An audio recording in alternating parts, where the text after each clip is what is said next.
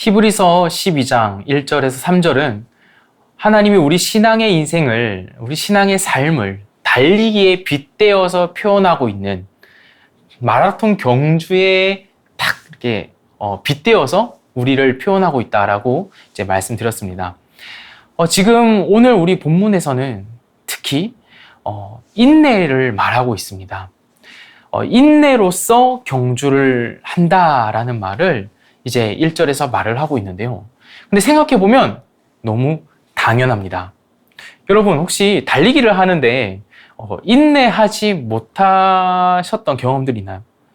조금만 더 오래 달리기를 좀 해보신 분들은 더 많이 느껴보셨을 겁니다.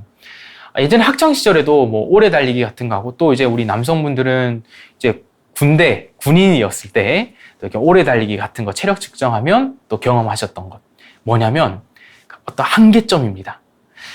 분명히 막 달리고 있어요. 그런데 이 한계점이 어느 순간 탁 차오릅니다. 근데 신기한 거 뭔지 아십니까? 분명히 한계점이 딱 차오를 때 나에게 드는 딱 생각. 나 이제 여기서 더 이상 못 뛰겠다. 나 여기까지다. 이제 그만 뛰어야겠다. 라는 사실을 딱 뇌 속에 딱 우리는 생각을 하게 되거든요. 그런데 어떤 뭐 본인의 노력이든 동기부여가 있든 어쩔 수 없든 뭐든지 간에 그 한계점이 있고 또 그것을 못 뛰겠다는 느끼는 순간에 조금만 더 뛰어보자라고 해서 조금만 더 뛰어가면요, 그 한계점이 안 느껴져요. 그 숨이 턱 막히고 나 죽겠다, 심장이 멎을 것 같아, 이런 느낌이 안 느껴져요. 다시 어느 정도 뛰면 또 뛰어집니다. 이상해요. 그리고 또 계속 뛰면요, 또 그 한계점이 딱 옵니다. 정확한 의미에서 임계점이 아닌 거죠. 그냥 매번 찾아오는 한계점인데 내가 뛰는 시간과 거리는 계속 늘어나고 있어요. 그렇게 하다 보면 속도가 문제가 아니라면 계속 뛸 수 있어요. 계속 뛰게 됩니다. 그 한계점이 올 때 조금만 참으면 또 뛰고, 참으면 또 뛰고. 제가 이제 달리기를 좋아하다 보니까 어느 영상을 이렇게 봤는데, 그 영상에서 처음으로 풀코스 마라톤, 그러니까 42.195km를 도전하는 사람을 봤어요. 근데 그 사람을 이제 응원하고 함께 뒤에서 이제 페이스메이커 역할을 자처하는 분들이 이제 주변에 몰리셔가지고 함께 뛰는 이벤트가 였는데, 이제 처음 뛰잖아요. 그분이 얼마나 힘들겠어요. 처음 풀코스인데. 그 말이 안 되거든요. 42.195 자동차로 가야 되는 거리 같잖아요. 그런데 사람이 뛸 수 있어요. 처음 뛰는 그분도 달려요. 근데 너무 힘들어합니다. 근데 뒤에서 막 옆에서 응원을 해요. 막 할 수 있다고. 막 뛰는 자기도 이러면서 막 다리에 느낌이 없어요. 막 이러면서 막 뛰어요. 그러다가 나중에 이런 말까지 합니다. 내가 뛰는 게 아닌 것 같아요. 팔이 나를 움직이는 게 아니라 팔이 뛰는 것 같아요. 이런 말을 해요. 그러니까 이상합니다. 달리기가 계속 하다 보면 어느 한계점이 오는데 계속 한계점을 넘고 하다 보니까 어느 순간 내 목표치를 딱 채우는 완주의 딱 기록을 얻게 되는 때가 온다라는 거죠. 그런데 오늘 본문이 그런 우리의 모습을 되게 많이 담고 있어요. 인내로서 우리 앞에 당한 경주를 한다라는 말은요, 이런 것입니다. 속도가 중요하지 않으니, 속도 안 중요해. 신앙 달리기에 있어서는 더더욱 속도 필요 없어. 그저 지금 너가 하고 있는 그 달리기를 꾸준하게 계속해. 그러면 완주할 수 있어. 이거예요. 분명히 한계점이 올 거야. 그런데 인내하면서 계속 달리다 보면 반드시 완주할 거야. 그런 말입니다. 우리 신앙의 삶에 반드시 어느 한계점이 올 것이고 인내가 필요한 순간이 올 겁니다. 그리고 우리 신앙 삶에 반드시 지금도 여전히 많은 사람들은 신앙생활과 경쟁을 구분하지 못하고 속도를 내야 된다고 생각하는 사람들도 꽤나 많습니다. 그러나 속도가 중요하지 않고 완주가 포인트라는 점, 그것을 오늘 본문은 굉장히 강조해서 말하고 있어요. 그런 연구 결과가 있었어요. 사람에 대한 어떤 과학적인 연구 결과인데, 이 사람이라는 이 존재가 어떤 다른 포유류나 동물들과 비교해 봤을 때도 이렇게 사람처럼 오래 달리기에 특화된, 오래 달릴 수 있는 이런 종은 없더라라는 그런 연구 결과를 저 본 적이 있습니다. 그러니까 이 사람이 그렇게 만들어졌다라는 거죠. 이상해요. 아무리 빠른 치타나 그런 빠른 동물들 많잖아요. 근데 그런 동물도 사람만큼 오래 달릴 수는 없다고 합니다. 근데 사람이 그런 능력을 갖고 있다는 거예요. 빠르진 않더라도 오래 달릴 수 있는. 근데 마치 이것이 우리 신앙 러닝 크리스찬, 신앙 삶을 살아가는 러닝 크리스찬인 우리의 존재를 말하는 것처럼 저는 느껴져요. 우리가 신앙생활을 할 때 누군가는 조금 더 많이 하나님을 알 수도 있고요. 더 많이 은혜를 누릴 수도 있고요. 누구는 더 많이 기도할 수도 있고요. 더 적게 기도할 수도 있고, 말씀을 더 많이 볼 수도 있고, 헌신을 더 많이 할 수도 있고, 어떤 세상에 많은 유익을 끼치는 그리스도인이 될 수도 있고, 그렇지 않은 사람이 될 수도 있고, 아무튼 또 여러 가지 격차가 다 달라요. 사람마다 다 다르지 않습니까? 그런데 그게 속도라면 그 속도는 사실 그렇게 중요한 건 아니라는 거예요. 중요한 거는 완주라는 겁니다. 나에게 주어진, 우리 빈님들에게 주어진 그 신앙의 여정을, 삶을 끝까지 완주해내는 것. 끝까지 인내하며 신앙의 달리기를 끝까지 해내는 것. 믿음을 지키는 것. 계속 예수 그리스도를 바라보는 것. 그것이 더 중요하다라는 겁니다. 먼저는 우리가 경쟁에 대한 우리의 인식을 걷어낼 필요가 있습니다. 완주의 이야기를 나누기 전에 먼저 우리에게 너무나도 많이 깔려있는 이 경쟁 의식을 걷어내야 돼요. 아니, 저는 교회에서 그렇게 막 경쟁해 본 적 없어요. 라고 하지만 능동적인 의미에서 경쟁은 하지 않을지라도 수동적으로, 피동적으로 내가 난 왜 그렇지? 라는 자괴감과 자책감을 들게 만드는 나의 경쟁 의식이 우리에게 많이 있거든요. 사실 그것 때문에 그럴까요? 오늘날 많은 교회 공동체에서, 특히 젊은 우리 청년들이 많은 교회 공동체들에서는 그런 불편함이 항상 상존해 있는 것 같아요. 항상 고민거리인 것 같습니다. 이 경쟁 때문에 그런지, 그리고 사람을 바라보는 관점이 세상과 다르지 않아서인지 우리는 자꾸만 이 신앙의 여정을 함께하는 사람을 향해서조차 하나님이 보는 시각과 같이 보지 않는 경우가 너무 많아요.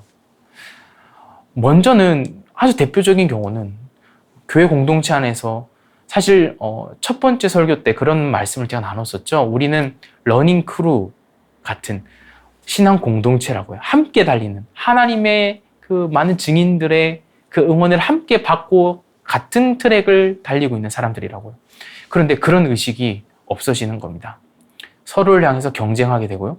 또 다른 누군가를 향해서 다른 교회 사람들을 향해서 경쟁 의식을 가져요. 그러다 보니 어떤 문제가 생기냐면요. 성과주의로 교회가 조금씩 변질되어 갑니다.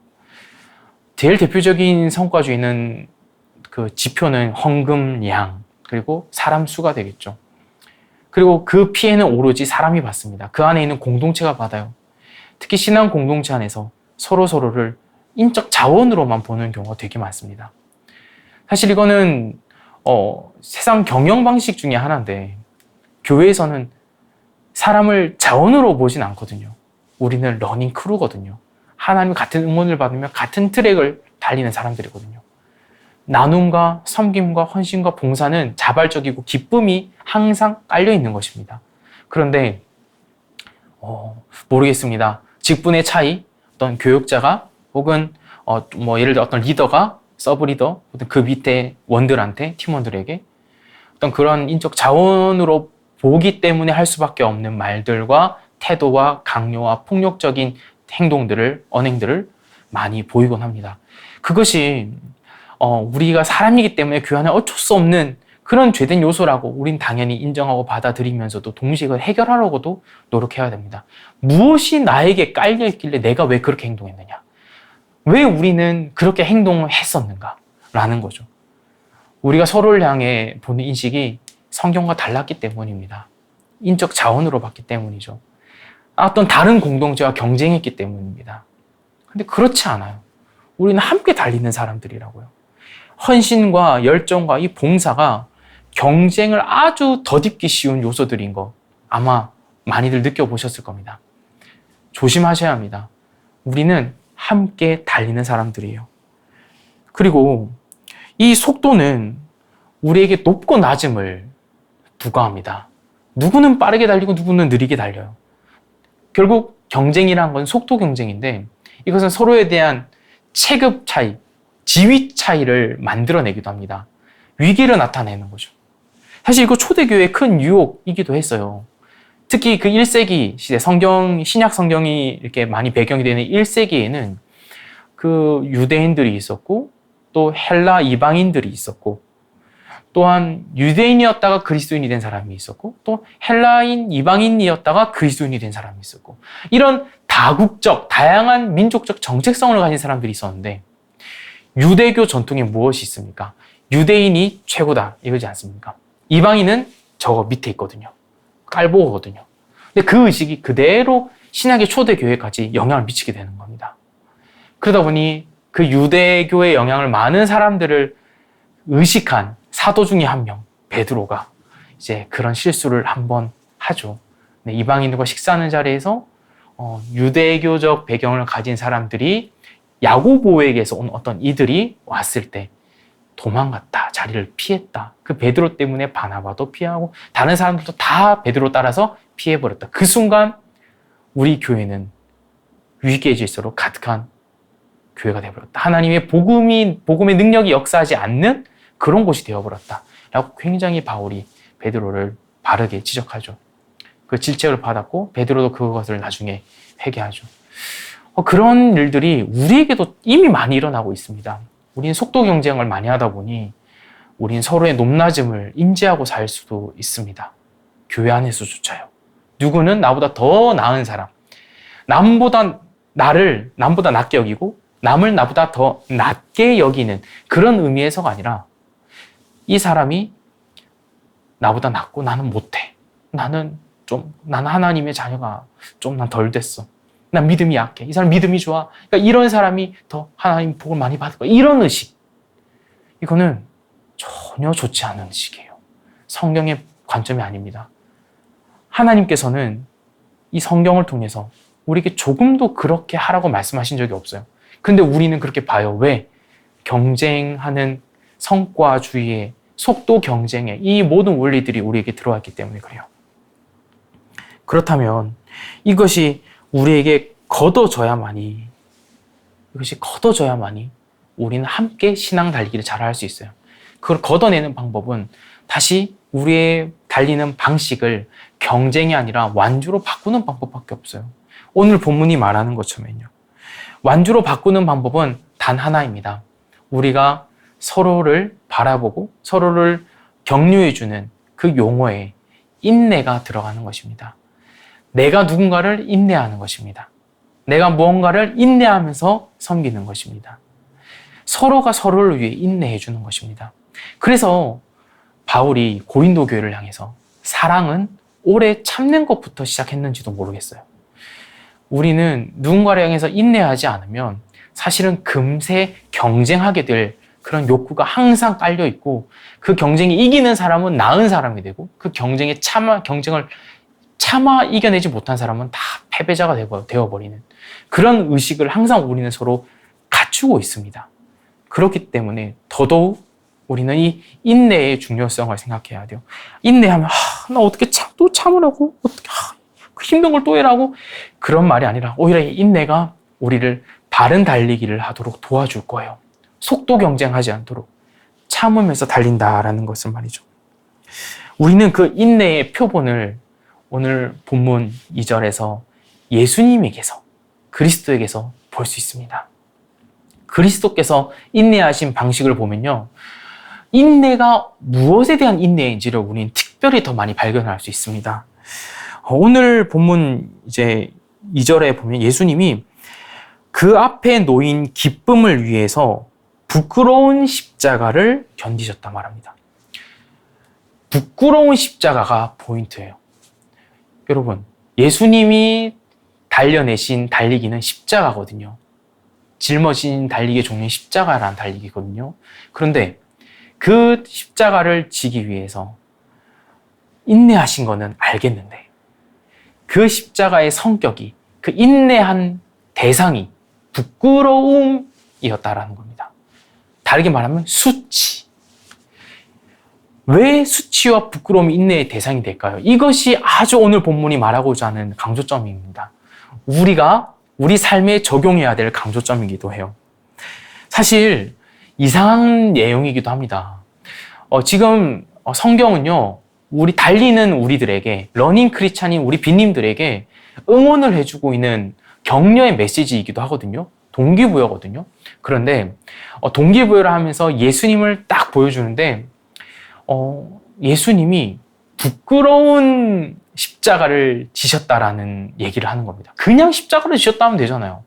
그런데 아니면 너무 힘들고 무거운 십자가, 너무 고통스러운 십자가 이렇게 하면 되잖아요. 근데 왜 하필 부끄러운 십자가라고 했을까요? 그리고 그게 과연 도움이 됐을까요? 어떻게 생각하시나요? 사실 여기 굉장한 역설이 담겨 있습니다.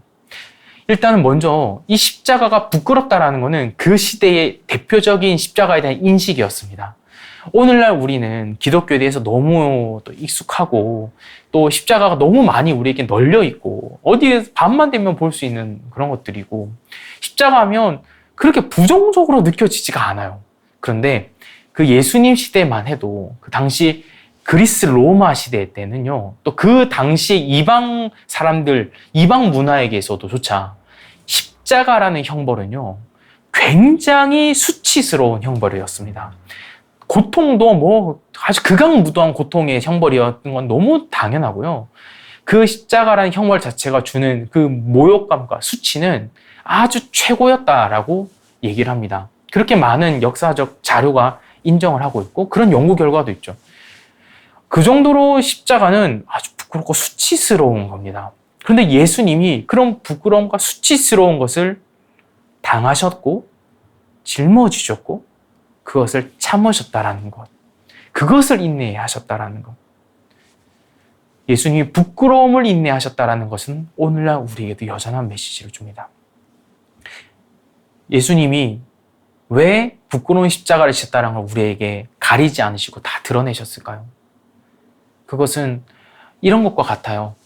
마치 부모가 이 아이에게 인생을 가르치기 위해서 날마다 성공하고 날마다 모든 것이 완벽하고 빈틈이 없는 모습만을 보여주는 것이 아니라 부모가 회사에서 맨날 치이고 힘들어하고 코피나고 잔상사로부터의 쓴소리 듣고 하는 그 경험을 아이에게 들려주는 겁니다. 자신의 약점을, 아픈 점을, 수치를 드러내주는 거죠. 마치 이런 것이 지금 예수님의 모습이에요. 근데 이것이 어떤 효과가 있느냐? 그 얘기를 들은 자녀의 입장에서는 나 또한 앞으로 어떤 수치와 부끄러움을 반드시 당할 것인데 인생을 살다 보면 신앙생활을 하다 보면 반드시 수치와 부끄러움이 나에게 있을 건데 그 순간 우리 아버지를 기억하는 겁니다. 우리 부모를, 이 조언을 해주신 그 사람을 기억하는 겁니다. 아, 내가 완벽하다고 생각했던, 내가 참 존경하고 좋아하는 그분도 그런 수치와 부끄러움을 당했지. 그리고 그렇게 버텨내고 지나갔지. 나도 그렇게 지나갈 수 있겠다라는 희망이 생겨요. 이게 자녀 양육책에 이런 말이 나와 있어요. 자, 이 구절을 보면서 너무 오늘 본문과 딱 맞아떨어지는 느낌을 받았습니다. 예수님의 모습이 이런 우리에게 이런 응원이었던 것 같아요. 자신의 부끄러움과 수치를 우리에게 굳이 다 가리워내고 다 걷어내고 그런 게 아니라 다 오픈하여 보여주신 이유가 부끄러운 십자가를 확실히 딱 말씀하신 이유가 우리 또한 그 부끄러운 어떤 것을 경험하게 될 것이기 때문에 그렇습니다. 이게 정말 우리에게는 큰 위로가 됩니다. 만약에 예수 그리스도께서 그리하지 않으셨다면, 완벽한 예수님으로서만 우리에게 보여주셨다면 우리는 실수하고 공동체 내에서 내가 잘못을 저지르고 내 죄들이 드러나면 쉽게 좌절했을 겁니다. 나는 이제 늦었어. 나는 망했어. 나는 아무것도 이제는 아니야. 끝났어. 하나님의 자녀가 아니야. 근데 이렇게 생각하는 저는 성도들 너무 많이 봤어요. 저는 그분들에게 혹시 우리 빈님들이 그런 분들이라면 꼭 말씀드리고 싶습니다. 그리스도께서도 그와 같은 수치를, 부끄러움을 당하셨다라고요. 그리고 그 수치와 부끄러움은 절정에 우리가 상상도 못할 크기였다고요. 우리에게도 있을 이 부끄러움, 우리에게도 있을 이 수치, 이것을 우리가 많이 받고 사는데요. 특히 오늘 예수님의 이 부끄러운 십자가를 견딘 것은, 참으신 내용은 우리가 남으로부터 그 수치, 부끄러움의 나쁜 말들을 들었을 때도 참 유익하게 작용합니다. 사실 남이 나에게 부끄러운, 나를 수치스럽게 만드는 그런 말을 했을 때, 물론 그 사람의 잘못이죠. 하지만 나의 멘탈이 또한, 내 마음이 무너지지 않기 위해서는 그것이 나에게 아무런 영향이 없다라는 것을 알아야 되거든요. 그런데 그것이 나에게 영향이 미칠 때는 딱 이유가 있습니다. 바로 그들이 말하는 것처럼 나 또한 나 자신을 부끄럽게 여길 때 그렇습니다. 그 부끄러운 말이 맞다고 인정하게 될 때 그렇습니다. 근데 그리스도께서는 십자가의 그 부끄러움과 수치가 결국 아무런 효용이 없는 사람이었다는 것을 후에 부활을 통해서 보여주시죠. 그리고 십자가를 짊어진 그 순간에도 어떤 한 로마 군인을 통하여서 이는 죄가 없는 의인이다라는 그런 고백을 통해서도 드러나죠. 근데 그 예수 그리스도께서 우리에게 이 응원을 주신다는 것은 하나님께서도 우리를 그와 같이 보고 계신다라는 겁니다. 우리 빈님들은 세상 사람들이 나에게, 여러분에게 무엇이라고 수치스러운 말과 부끄러운 말을 하면서 너는 부끄럽게 너 스스로를 인정해야 돼 라고 말하는 그런 내용을 들을지라도 우리는 그렇게 마음이 많이 무너지지 않을 수 있다는 거예요. 우리는 아무런 영향이 없을 수 있다는 겁니다. 바로 우리에게는 하나님이 우리에게 주신 그 자격과 정체성 때문에요. 하나님이 우리를 보시는 시각 때문에요. 하나님이 우리를 기쁘게 여기시기 때문에 그렇습니다. 그 사실은 우리에게 인내의 이유가 됩니다. 여러분, 인내라는 것은 그런 거예요. 우리 신앙 달리기라는 것은 그렇게 인내하면서 가는 겁니다. 분명히 어느 한계점이 딱 올 겁니다. 나 정말 그렇게 수치스러운 놈인가? 나 그렇게 아무것도 아닌 놈인가? 나 그렇게 부끄러운 사람인가? 내려놓아야 되나? 그러나 그 순간 하나님은 우리를 그렇게 보지 않으신다는 그 사실을 기억하십시오. 그 사실이 우리에게 이 말씀을 통해서 전해지고 있었다라는 사실을 기억하시기 바랍니다. 그 순간 하나님은 우리를 여전히 아끼시고 의롭게 여기신다는 사실을 기억하셔야 됩니다. 하나님은 우리를 부끄럽게 여기신 적 없어요. 하나님은 우리를 수치스럽게 생각하신 적 없습니다. 오히려 우리의 수치를 예수 그리스도의 거룩한 피로 다 씻겨 내려가도록 우리를 깨끗게 하실 분이었죠. 이제는 우리는 우리가 하나님을 부끄럽게 여기는 것을 걷어낼 차례입니다.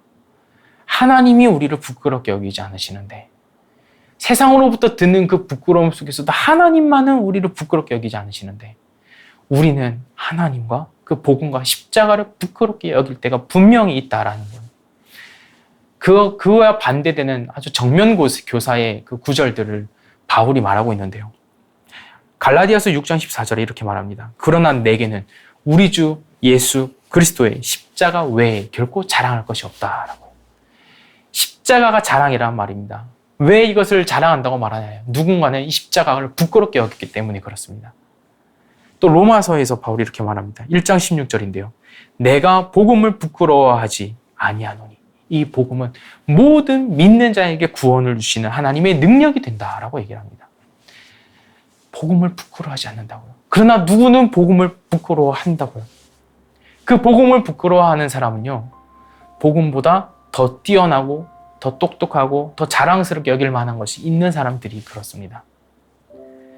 누군가에게는 어리석게 보이는 복음, 어리석게 보이는 십자가. 우리도 그렇지 않나요? 우리 빈님들은 어떠신가요? 특별한 잘못된 일을 하지 않더라도 내가 정말 이 십자가의 복음과 이것을 자랑하나? 사실 이게 쉽지 않은 부분이에요. 네, 저도 그렇습니다. 특히 우리가 살아가는 일상 속에서, 믿지 않는 사람들과의 관계 속에서 저는 이것을 우리가 이렇게 자랑한다라고 얘기를 합니다. 예수 천국 불신지옥 이런 거 절대 아니고요.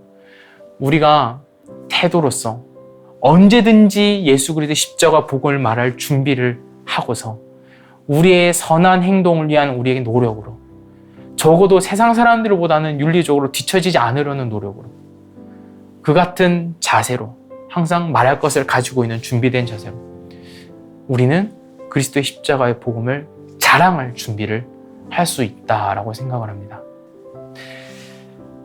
오늘 하나님께서 우리에게 주시는 이 말씀의 응원은 우리에게 반드시 인내할 순간들이 온다라는 것을 도전합니다. 너 반드시 앞으로 달리다가 어느 지점 몇 킬로까지 가면 지칠 거야. 숨이 차오를 거야. 라고 얘기를 하는 겁니다. 근데 그 순간에 내 신앙과 내 믿음이 하찮게 여겨지고 나 이제 포기해야겠다. 나 이제 교회 떠나야겠다. 하나님 자녀 아니겠다. 나 이제 영영 상관없는 사람, 하나님과 상관없는 사람 돼야겠다. 라는 생각을 조금 할 때 그쯤에 하나님은 우리를 응원해 주시는 겁니다. 아니다. 나는 너가 끝까지 달릴 수 있는 자라고 믿는다. 내가 너와 함께하고 있기 때문에 그렇다라고요. 이런 말이 있어요. LSD라고 합니다. Long, Slow Distance. 그러니까 속도와 상관없이 길게, 느리지만 아주 내가 가장 길게 달릴 수 있는 거리가 누구에게나 있다라고 말합니다. 그래서 이렇게 러닝을 하는 사람들에게는 이런 말을 해요. 누구에게나 LSD가 있다라고요. 우리 여러분, 저와 여러분에게도 다 신앙 달리기에 있어서 우린 다 LSD를 할 수 있습니다. 하나님이 그렇게 우리를 만들어내셨고 우리와 함께하고 계시며 우리를 응원하고 계십니다. 반드시 찾아올 그 한계점에 있을 온갖 수치와 모욕과 부끄러움에도 하나님은 우리 마음을 지키실 것입니다. 우리 또한 그것을 인내할 수 있습니다. 그리스도께서 그 십자가의 부끄러움을 참아내셨기 때문에 그렇습니다. 우리가 그 그리스도를 바라보며 우리의 부끄러움과 수치 속에서 인내합시다. 그리고 적어도 하나님이 우리를 부끄럽게 여기지 않으시니 우리 또한 하나님을, 그 그리스도의 십자가와 복음을 부끄럽게 여기지 맙시다. 이것을 자랑할 준비를 언제든 하고 때가 될 때에는 언제든 자랑합시다. 나누고 전하며 태도로서 우리 말과 행동으로서 나눕시다. 그것이 내가 이 십자가의 복음을 부끄러워하지 않는 방법인 줄로 믿습니다.